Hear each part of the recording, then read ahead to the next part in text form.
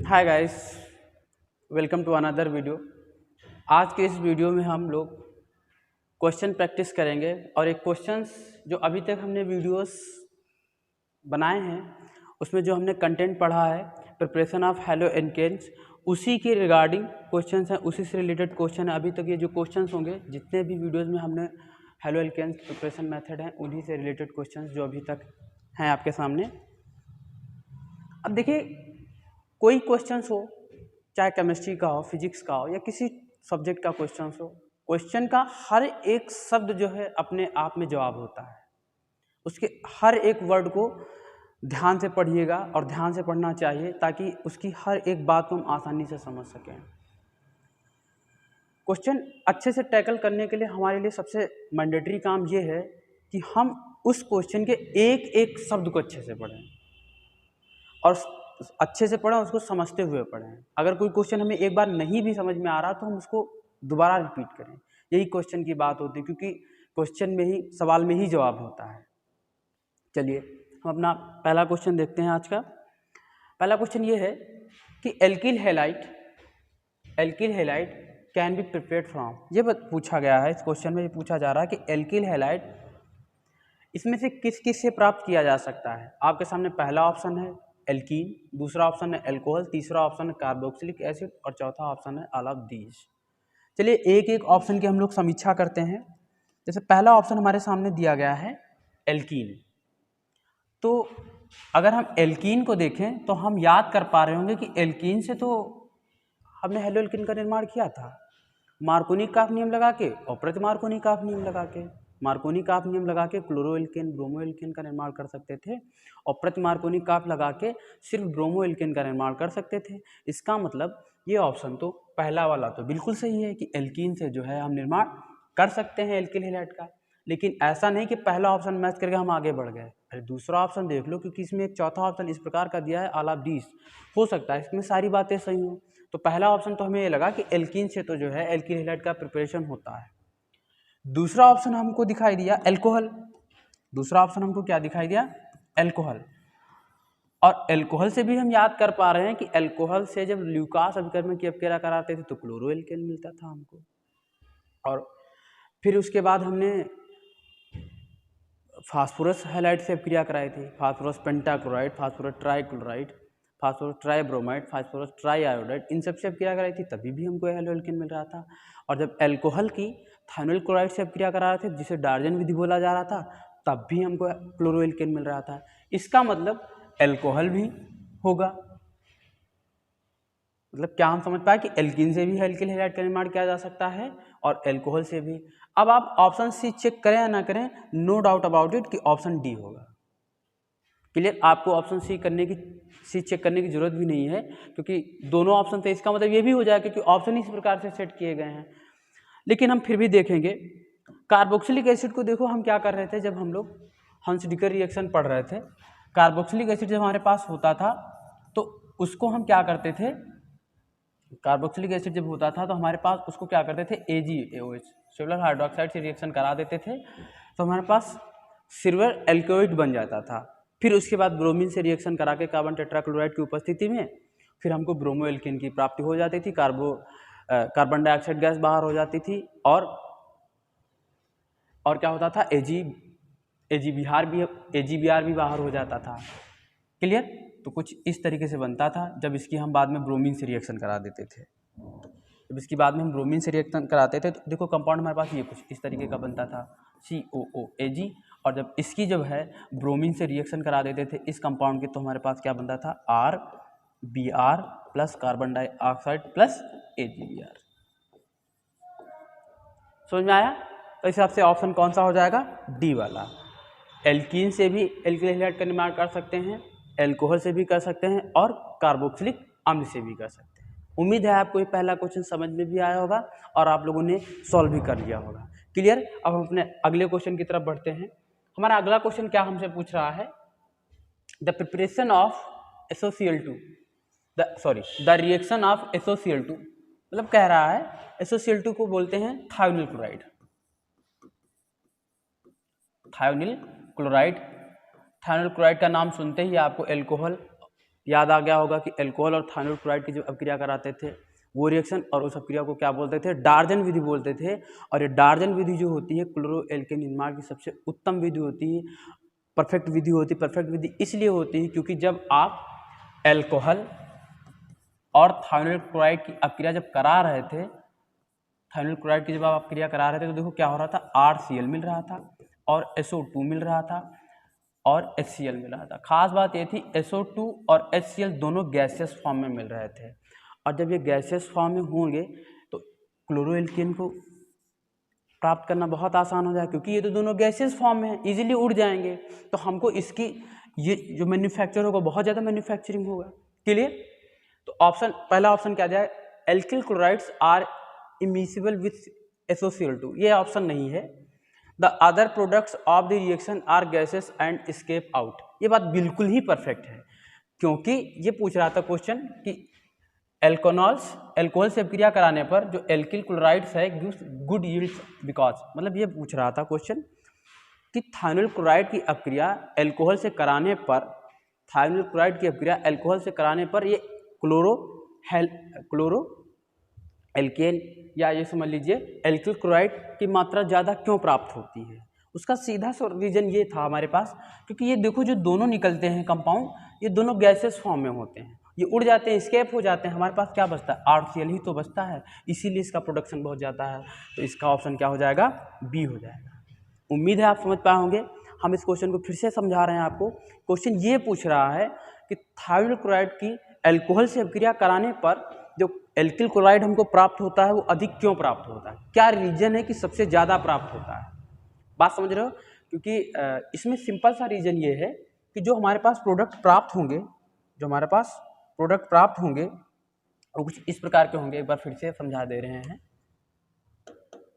कुछ इस प्रकार होंगे। जैसे जब ये अपक्रिया करेगा तो क्या अपक्रिया करने पे हो जाएगा, RCl हो जाएगा, HCl हो जाएगा एंड SO2 हो जाएगा। HCl भी गैसियस फॉर्म में होगा और SO2 भी गैसियस फॉर्म में होगा। सॉरी, क्या हो जाएगा, SO2 भी गैसियस फॉर्म में होगा, दोनों गैसियस फॉर्म में होंगे। अब ये क्या हो जाएगा, दोनों ये स्कैप हो जाएंगे, दोनों क्या हो जाएंगे, ये स्कैप हो जाएंगे, मतलब उड़ जाएंगे, गायब हो जाएंगे, ऐसा समझ लो। अभी हमारे पास क्या हो जाएगा, RCl, जो हमारे पास एल्किल क्लोराइड है, इसीलिए इसका प्रोडक्शन सबसे ज़्यादा होता है। और आपको उस वक्त हम जब डार्जन विधि पढ़ा रहे थे तो हमने आपको बताया भी था कि अल्कोहल और थायनाइल क्लोराइड से जो हमको एल्किल क्लोराइड प्राप्त होता है वो सबसे बेस्ट मेथड होता है किसका, क्लोरोएल्केन का मैन्युफैक्चरिंग का, और इंडस्ट्री में उसी का यूज किया जाता है। उम्मीद है आपको इस क्वेश्चन को समझ पाने में सक्षम रहे होंगे। क्लियर? हम अगले क्वेश्चन को समझते हैं। अगला क्वेश्चन क्या बताया जा रहा है, CH3CH2 COOH PbOAC। AC का मतलब यहाँ पर है एसीटेट, और इसका कंपाउंड होता है, इसको बोलते हैं, इस कंपाउंड का नाम हो जाएगा, इस कंपाउंड का नाम हो जाएगा लेड टेट्रा एसीटेट। क्या हो जाएगा, लेड टेट्रा एसीटेट। जो AC लिखा हुआ है एसीटेट रिप्रेजेंट कर रहा है, और इसके अगर स्ट्रक्चर की बात की जाए तो ये कुछ इस प्रकार हो जाएगा, PbOAC और OAC, एसीटेट आयन, और OAC, और ये क्या हो जाएगा, OAC। एसीटेट आयन को आप ऐसे भी समझ सकते हो, CH3COO-, ये क्या होता है आपका, एसीटेट आयन होता है। ये आपका बताया गया है, लेड टेट्रा एसीटेट। आयोडीन की जब इससे रिएक्शन होगी सनलाइट की प्रेजेंस में तो हमारे पास प्रोडक्ट क्या बनेगा। देखिए, हमने कार्बोक्सिलिक एसिड देखा हंस डिकर रिएक्शन के मेथड में, ये उसी से कुछ रिएक्शन है, लेकिन एग्जैक्ट आप हंस डिकर नहीं बोल सकते, उसका थोड़ा अलग है ये फिनोमेना। देखिए, इसमें क्या होगा कि जब ये लेड टेट्रा एसीटेट है, जब आप इसकी रिएक्शंस कराएंगे सबसे पहले इसमें से बाहर निकलेगा, ये निकल जाएगा।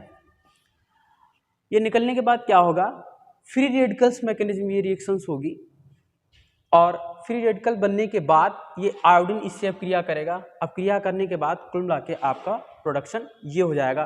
फाइनल जब ये रिएक्शन होगी, जब इसकी आप रिएक्शन कराएंगे तो कंपाउंड कुछ इस तरीके से बनेगा, ये बन जाएगा CH3CH2 और I हो जाएगा, और फिर ये क्या हो जाएगा, कार्बन डाइऑक्साइड बाहर हो जाएगा, और ये होगा, और फिर इस तरीके से कंपाउंड HI के फॉर्मेट में निकलता हुआ बाहर चला जाएगा। क्लियर? तो हम इतना समझ पाए कि हमारे पास जो प्रोडक्ट प्राप्त होगा वो क्या होगा, क्या प्राप्त होगा, एथिल आयोडाइड प्राप्त होगा। क्लियर? अगला क्वेश्चन देखो हमारे पास क्या है कि हमारे पास कुछ कंपाउंड है और इसका NaI एसीटोन के प्रेजेंस में रिएक्शन कराई गई है। देखो NaI और एसीटोन को हमको देखते ही फिंकलस्टीन रिएक्शन की याद आ गई होगी, लेकिन सबसे पहले आपके पास टास्क ये है, पहले जो स्ट्रक्चर दिया गया इसको सॉल्व कर लो। ये इसको अगर ये CH3, क्लियर, और ये C, और क्या है ये C2H5, और ये क्या हो जाएगा C3H7, और ये आपका क्या दिया गया है Br। ये आपके पास रिएक्टेंट है। अब इसकी क्या है, NaI से रिएक्शन करा दीजिए एसीटोन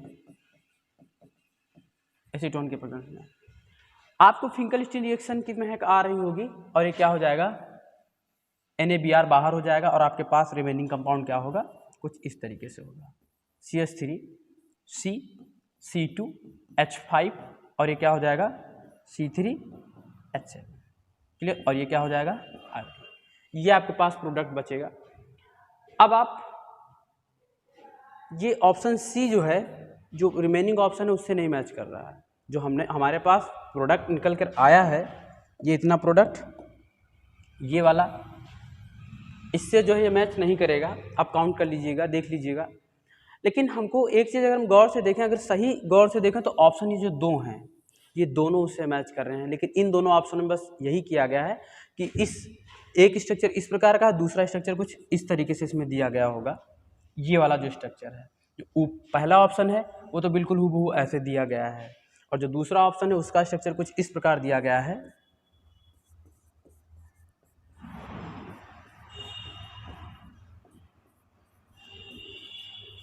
दूसरा ऑप्शन इसका कुछ इस तरीके से दिया गया है।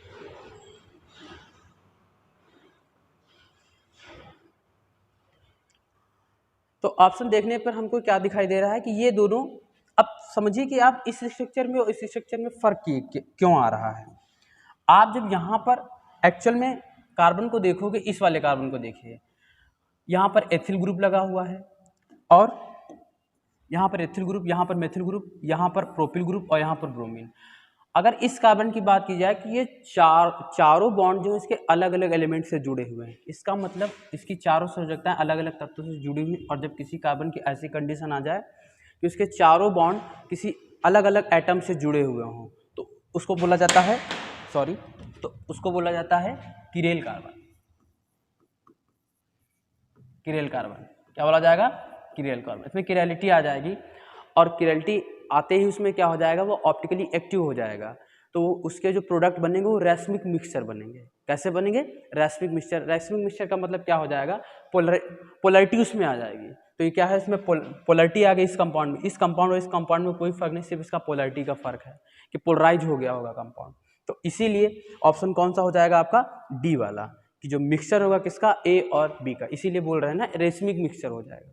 उम्मीद है आपको ये कॉन्सेप्ट समझ में आएगा। देखो, इस कॉन्सेप्ट को समझने के लिए आपको आइसोमेरिज्म की समझ अच्छी होनी चाहिए, वो भी जो ऑप्टिकल आइसोमेरिज्म है उसकी। तो हालांकि उस पर भी कुछ समय बाद वीडियोस आएंगे।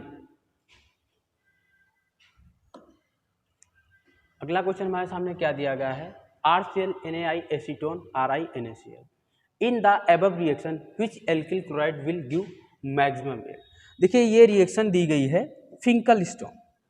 फिंकलस्टोन रिएक्शन दी गई। इसमें से NaCl बाहर हो जाता था जैसे की तरह, और Ri हमको अब आपसे ये पूछ रहा है इसमें से इन चारों ऑप्शनों में से R के पोजीशन पे कौन सा कंपाउंड लिया जाए कि जो इसका प्रोडक्शन क्या हो, बहुत मैक्सिमम हो जाए, इसका प्रोडक्शन क्या हो, बहुत मैक्सिमम हो जाए। बात समझ पा रहे हो। अब अगर इस वाले स्ट्रक्चर को देखा जाए तो ये स्ट्रक्चर क्या है एक्चुअल में, इस स्ट्रक्चर की अगर बात की जाए तो इसका स्ट्रक्चर कुछ इस प्रकार, ऑप्शन ए का,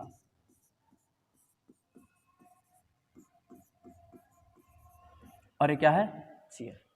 क्लियर, उम्मीद है। ये कैसा है, सेकेंडरी है। अगर आप इसको देखोगे तो ये क्या है, प्राइमरी है। अगर आप ऐसे ही, ये तो होगा ही नहीं, क्योंकि ये तो एल्किल क्लोराइड प्राप्त करने के लिए इससे तो प्राप्त ही नहीं होगा, क्योंकि तो एरोमेटिक कंपाउंड है, बेंजीन लगा हुआ है इसमें। सॉरी, ये एरोमेटिक कंपाउंड है नहीं, लेकिन फिर भी इसका जो सब्स्टिट्यूशन है वो एरोमेटिक सब्स्टिट्यूशन है, इसलिए ये नहीं होगा। और इस कंपाउंड की बात कर लो, इसमें भी जो इसका सब्स्टिट्यूशन है वो भी एरोमेटिक सब्स्टिट्यूशन है। अब आपके सामने प्राइमरी बच रहा है, सेकेंडरी बच रहा है, लेकिन जब आप फिंकल-स्टीन रिएक्शन पढ़ेंगे तो आप देख रहे होंगे कि ये क्या हो रहा था, आयनाइजेशन, हैलोजन एक्सचेंज मेथड था। ये कौन सा मेथड था? हैलोजन एक्सचेंज में से इसमें क्या होते थे, हैलोजन जो है एक्सचेंज हो जाते थे, और ये क्या होता था, इसमें डिजॉल्व होता था। ये रिएक्शन इसलिए हो जाती थी कि जो Na था एसीटोन में क्या हो जा रहा था, डिजॉल्व हो जा रहा था। क्लियर?